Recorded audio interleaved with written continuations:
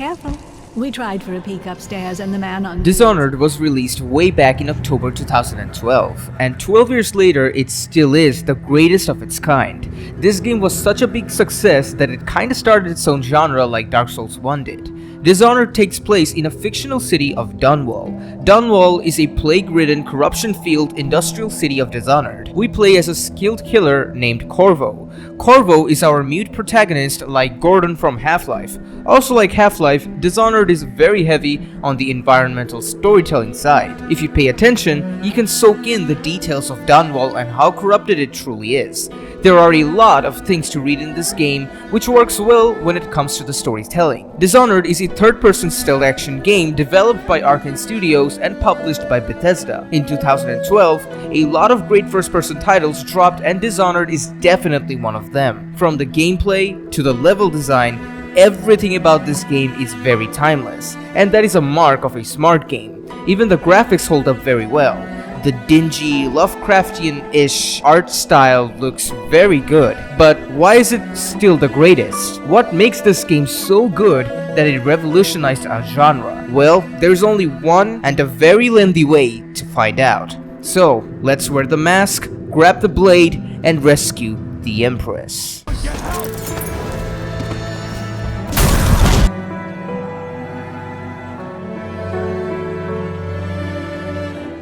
Dishonored starts off with a bit of needed exposition. A woman talks about the plague that has destroyed lives of people and the need to cure it. She is the woman who Corvo protects along with her daughter Emily.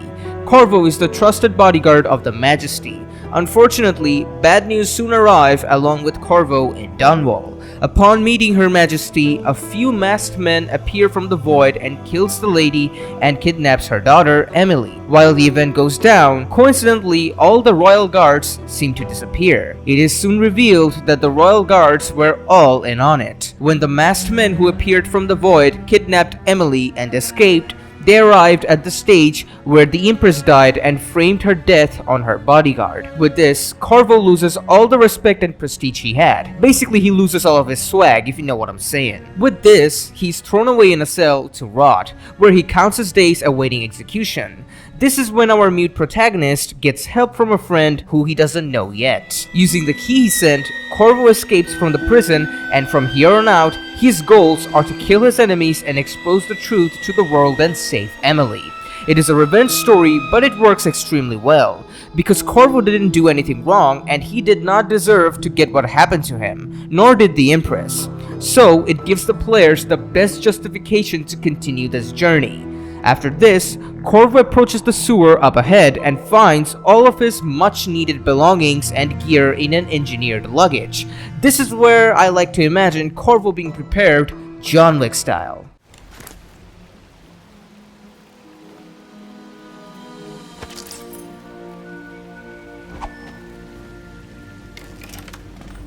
After that, the entire game is chasing all of the targets one by one who all worked on the killing of the Empress, hunting them down Hitman style. Every time you start a mission, you can gear up in your home, and by the end of the game, the people who gives you these orders and tells you what to do starts to betray you as well. There are twists and turns like that in the story, but they work out extremely well. Even the dialogue is written in a way you can kinda start to be suspicious about the characters that are your supposed friends. That's the one thing this game does very well, which is rewarding the players who pay extra attention. Depending on the way you played this game, your ending will also change as well. And if all of this wasn't enough, this game also has DLCs where it explains the perspective of one of the key players behind the murder of the Empress and the kidnap of Emily. Actually, you get to play as one of them in the DLC. And it works really well because it gives the players a different perspective that was not seen before, along with a mysterious and creepy final boss to fight. Overall, the story is very simple, but it also gets the job done very well. Dishonored is very much inspired from the Hitman games. It actually is kind of a Hitman game because you will be hunting down targets while staying hidden. But unlike the Hitman games, you need to stay hidden no matter what. Since the game is first person, you need to explore the maps and find out all the pathways and enemy placements before committing to the plan. In your home area before starting each mission, you can buy upgrades or items that you may need in your journey with the gold that you have stolen or earned during a mission. Dishonored takes place in a fantasy setting, so magic plays a big role in this game. Aside from your health, you also have a mana bar which indicates how much magic you can use at any given time. There are a ton of magic that you can use in this game, but the essentials are definitely the teleportation magic called Blink and Dark Vision, which are basically wall hacks that let you see both enemies and loots when upgraded. Lastly, Shadow Kill is one of the best magic in this game, and to understand how good it really is, you need to know how combat works in this game. There are many ways you can approach every mission, but depending on how you completed them will change the outcome of the story. If you have completed the game on high chaos, meaning you killed a lot and was on high alert and not that sneaky at all, there will be way more rats in the streets because of the bodies that you have been piling. These rats can attack you as well, which means going guns blazing is really not the best choice, which is why Shadow Kill is a great magic. It basically turns your enemies into shadows if they are unaware of you at level 1. But at level 2 though, it turns every enemy you kill, regardless if they have seen you or not, into shadows, leaving no bodies behind, which means there wouldn't be any rats in the map. On the contrary, if you don't kill your enemies and also stay as a ghost in your playthrough, the outcome will not be as dark. Emily is influenced by Corvo's action by the end of the game. If you have played the game with high chaos all around, your Emily will grow up to be an empress who kills and makes people fear her since she saw it in you. But if you didn't kill all that much and had all around low chaos, your Emily will be more forgiving and kind. Other than the ending though, some of the characters and the way they look at you will also change depending on your playstyle. So the way you play the game not only has a consequence in gameplay but also has a consequence in the story you curve.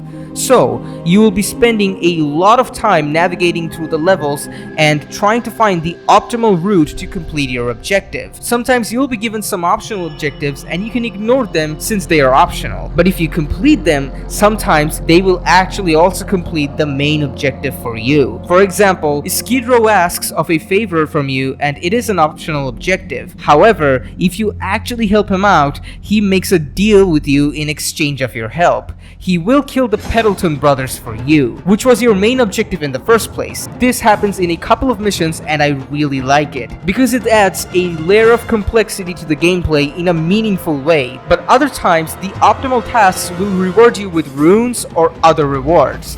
Runes are needed in order to unlock or upgrade a magic. Runes can either be sometimes bought in the home area or can be found by exploring every map using the heart that you are given at the beginning of the game. This heart not only exposes the locations of runes and bone charms in a map, but it will also tell you some exposition if you want to hear them about anything in the game. Bone charms are additional buffs to your characters and you can have a max of 10 of these, which means exploration rewards you very generously in this game. And this is actually a very good thing because it means if you ever get lost in a map, you're still gonna find something useful and therefore not waste your time. There are multiple paths to every area in this game. Sometimes there are vents you could use to go to a certain location, while other times there is an electric field you need to disable before going through it. You will also find alarms which enemies will use if you get detected.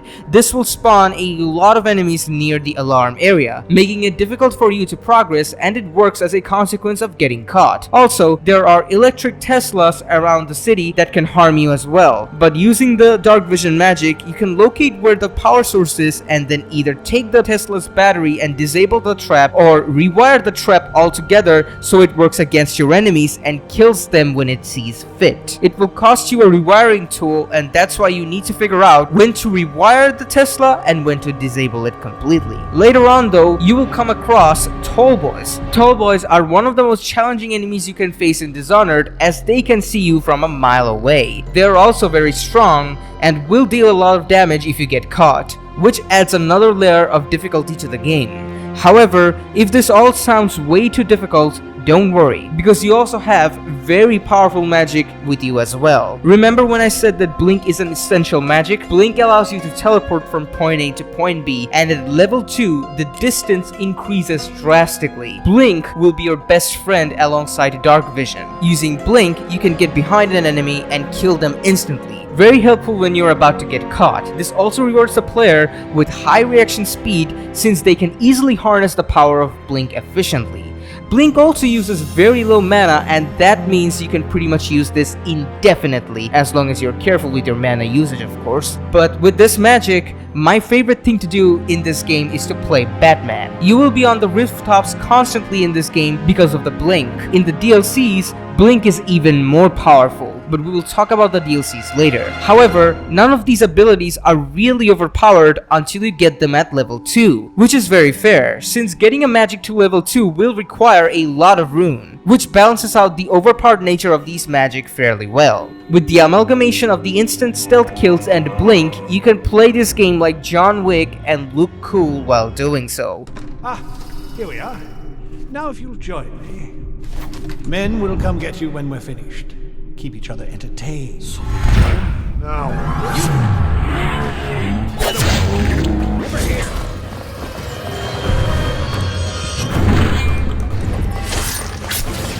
Watch out! Alarm! Gotcha now. Take out his legs. Alarm!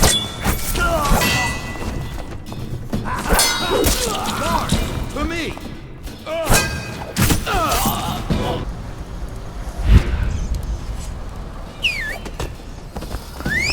Get behind him! We're not taking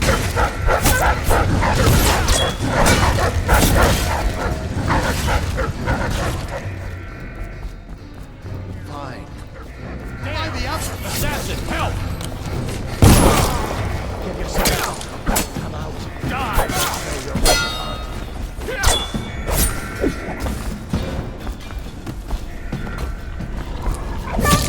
You can even be Mario and jump ridiculously high by unlocking agility and upgrading it. So many ways to experiment and play this game, and they are all well designed as well. A lot of games will give you 50 playstyles where only 2 of them are actually viable and fun. However, in this game, pretty much every playstyle is viable and a lot of fun. The animations of you killing your targets are also very well made. It gives you so much satisfaction when you finally kill the target you wanted to kill. Then there are magic like the one which you can use to spawn rats and devour your enemies. You can totally be both a ghost and a badass killer while being at it. Corvo is also very strong. He can carry dead bodies like they're nothing, which makes hiding dead bodies a very good move. Sometimes exploration will lead you to even more routes that weren't accessible before. These routes can also sometimes turn out as a problem for you, and that is the beauty of this game. You never really know what is coming for you, but then again, you have abilities like Blink to get you out of those situations as well, making the game fair at its very core. But see, none of this would ever work if the actual level design didn't work in their favor.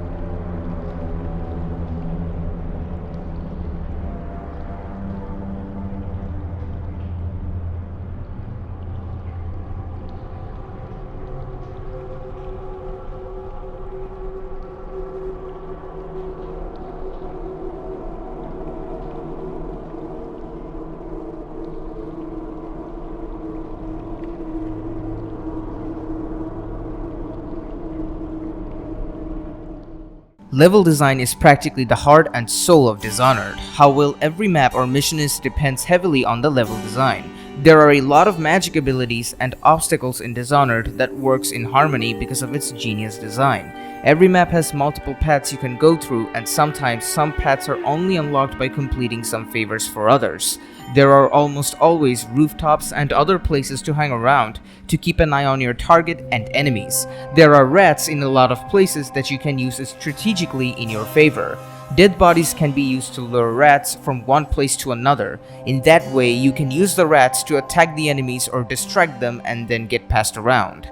Sometimes some rune hunting will also require clever thinking and puzzle solving. The maps are very tightly made because of this. There are enemies at places where you don't expect them to be, which can surprise you, but you have so many magic abilities in your arsenal that you can deal with that kind of situation easily. The melee combat is also pretty good. You can attack your enemies using a crossbow and also a pistol as well. However, using a crossbow will be silent, whereas a pistol will make a lot of noise. This is where you have to learn where to use what. Parrying is also one of the most viable things in combat. When you parry your enemy, you will have a small window of time to counterattack and kill your enemies immediately. The animation of it happening is also some of the best and most satisfying out there, and it also makes you invulnerable like Dark Souls 1. Also, you can kill your enemies from the front as well by doing a surprise attack. Later on, you'll face dogs as enemies as well. Dogs are pretty easy to kill if you get behind them and kill them stealth, but if you get caught, they can cause quite a ruckus. Sometimes you will find windows and other areas that at first might not make a lot of sense, but once you realize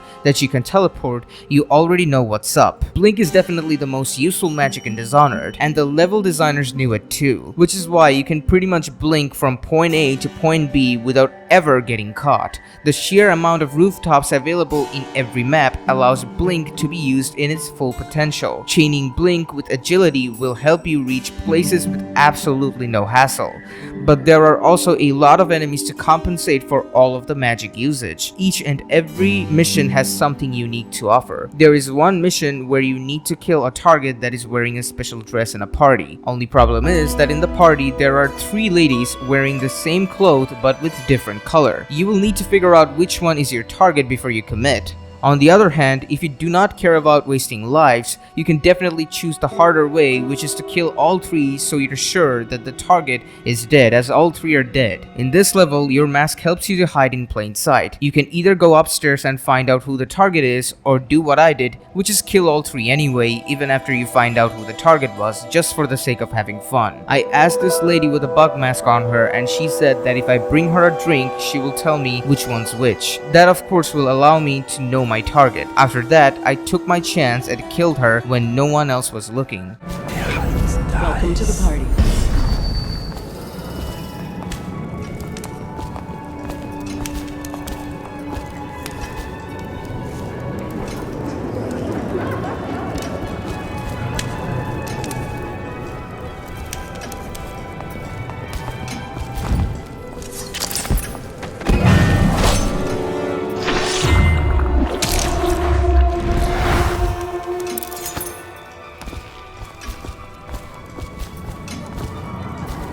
Scary mask.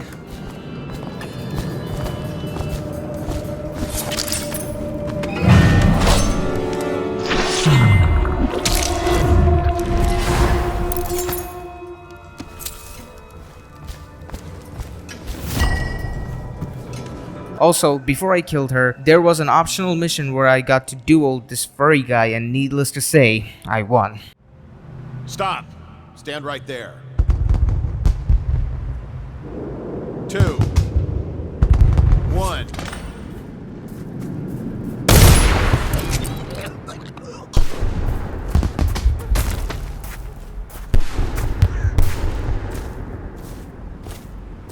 And that's another patron dead.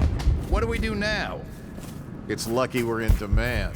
I hear the Estermonts pay top coin.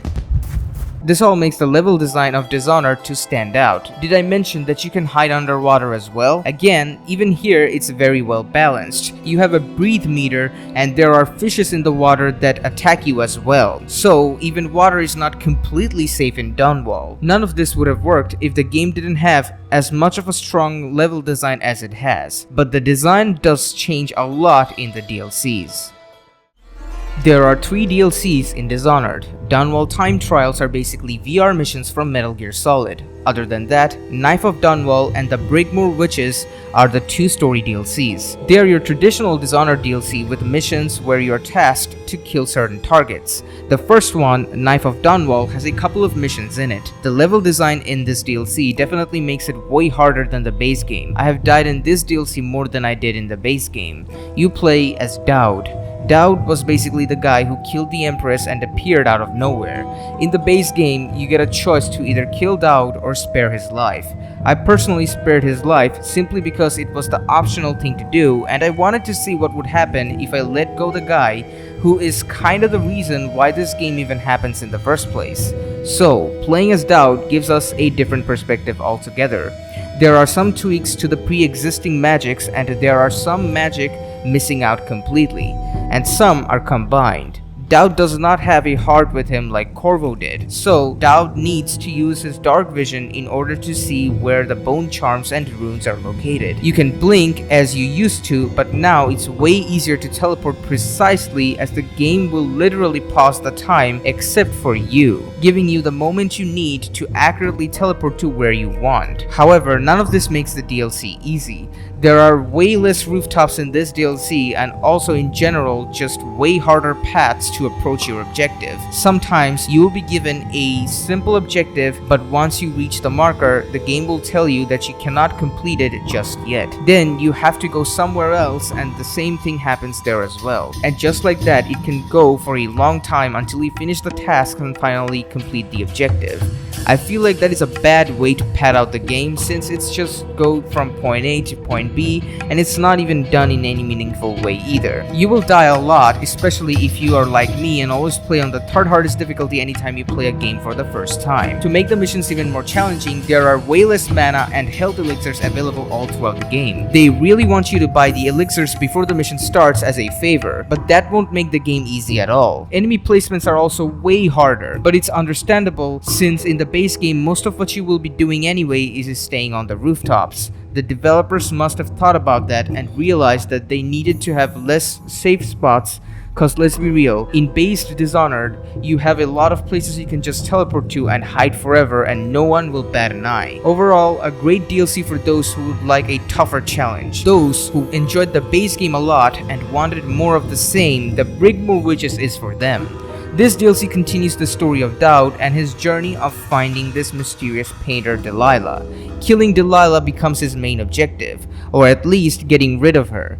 This one is way more like the base game and in some sections a bit easier in my opinion. Of course, that will vary from players to players as there are a lot of ways to play all of these campaigns. Sometimes the path you have might just be more challenging while others can find an easier approach. But overall, this is again another great DLC as there are new missions, new locations that look drastically different than both the base game and the other DLCs, and lastly, there are new enemy types in this DLC as well. The final mission takes place in a mansion and it's very well put together. Completing it as a ghost will still require a lot of knowledge about the entire map and about all the routes that can be taken in order to achieve the objective. This DLC also has a final boss fight. Here, you are tasked to neutralize Delilah and basically send her back to the painting. The boss fight itself is pretty easy once you figure it out, but until you do that, you will die a couple of times. Once she's taken care of, you will finally get the reason why Daud did it in the first place. He not only made those choices, but he knew what the consequences of his actions would be. But he decided to stand by those choices regardless of what was going to happen. He did not care about his own life at that point. By the end, we get to see from Daud's perspective, Corvo comes to kill him. But he doesn't. Corvo, on the edge of killing him, decides to spare him, as Jessamine would not want him to kill a defenseless person and decides letting Daud live in fear is better than death. Which means that when I decided to spare Daud in my playthrough, I actually did the canon thing accidentally. And with that, the entire story of Dishonored gets a rest.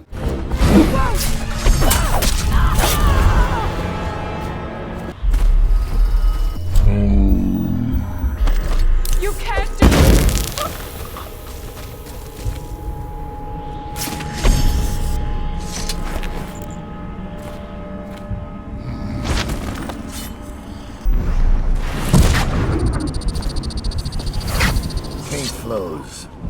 Blood flows.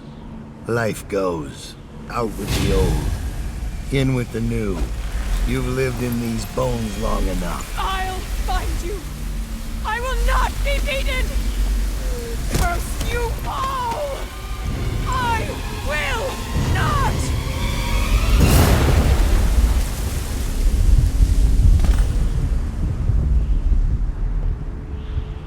No one will ever know exactly what it took to save Emily Caldwin from a living death as Delilah's puppet.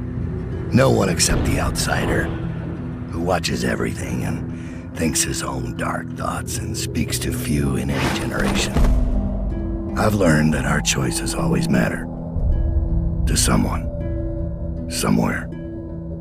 And sooner or later, in ways we can't always fathom, the consequences come back to us.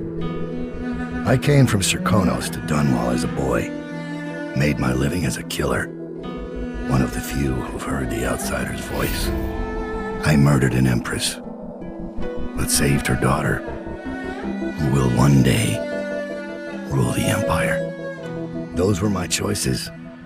I'm ready for what comes.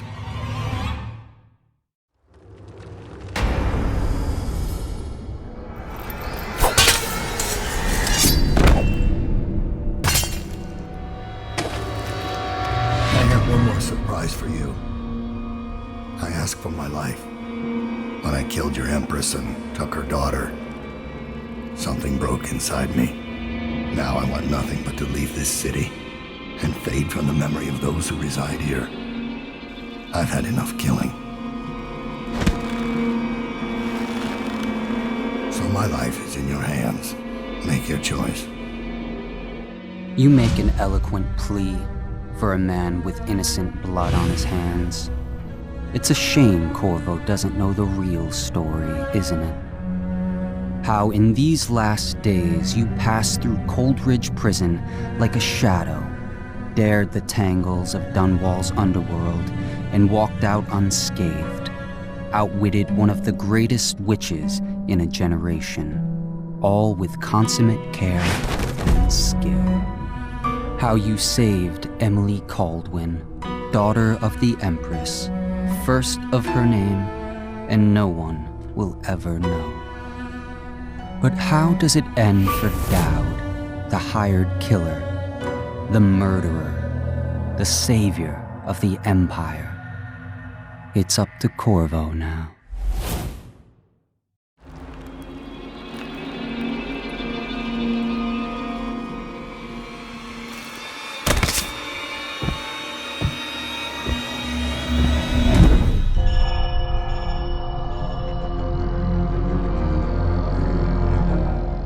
I have talked about Dishonored for so long. Now it's time to see why this game was so important. This game highly influenced the later Hitman games, which are known as the World of Assassination games or the Hitman reboot. This game also had a sequel, Dishonored 2, and another Dishonored game, Dishonored Death of the Outsider. And in 2021, they released Deathloop, so to say this game is not important would be a lie. The first-person stealth genre kept on going, and we got games like Thief 2014, which took so many things from this game as well, like blowing the candles, looting coins, having a lot of things to read, stealth enemy takedowns, and of course being in first person. However, if you ask me, Dishonored 1 is the game that did it the best than the rest. It's a simple yet complicated game with the right amount of balance between the two. There are a ton of ways to play it, and all of them are the best. Sure, some of the things like the anti-aliasing is outdated by now, but that is just a nitpick and nothing else. And lastly, Dishonored inspired Prey. Prey is often regarded as a masterpiece that I still haven't played yet, but from all the reviews I see, it's definitely worth mentioning in this place. You can say that Dishonored itself is influenced by other video games, and you would be absolutely right. It's definitely not the first of its kind, but it's definitely one of the boldest. The biggest influence I personally see is without a doubt the Half-Life games. The environmental storytelling is present everywhere in Dunwall, and it shows the broken state of the city very well. It's still a very niche genre of games, but it's also one of the very best. And that's why I think people are missing out by not playing it. I know I've missed a lot of other games that were inspired by Dishonored, but these were the ones that I thought were worth mentioning. Dishonored is available on the PlayStation 3, Xbox 360, PlayStation 4, Xbox One, and PC. There are 2 versions you can play, the original Dishonored and the Definitive Edition. The Definitive Edition is the most accessible one and it will include all the DLC content of the game as well. This video was me playing the Definitive Edition cranked up to the max graphics setting. Wish they would let us have additional anti-aliasing, as at some parts of the game it looks very pixelated due to a lot of edges in the game, as there are a lot of unique architecture in Dunwall. All the console ports are very good and you cannot really go wrong with any of them. However, like most games out there, PC is definitely the best way to play this game. But make sure you get the Steam version and not the Epic Games version. I have the Epic Games version, which I got for free. But the Steam version is just better because it's on Steam, which is overall a better platform than Epic Games. But also it doesn't have achievements on Epic Games for whatever reason, unlike Steam, which makes me feel like I'm playing a pirated copy of Dishonored rather than an owned game. Regardless of what you choose to play, you will definitely enjoy your time playing this game, as it is so captivating and entertaining that I completed 1/3 of it in one playthrough. So we have just tackled the doomed and plague-ridden city of Dunwall in Dishonored. But what should I play next? Should it be Cyberpunk 2077, or should it be Prey, or anything else? Do let me know down in the comments below. I would really appreciate if you become a channel member here on YouTube and become a member on Patreon. You will get early access to my videos both on Patreon and on YouTube. Plus, I will post some behind-the-scene material on Patreon as well, such as the script that was made for this video. Whatever game is on your mind, let me know and I will play it next. With that being said, thank you for watching another video of mine. Perfect Enrager signing out.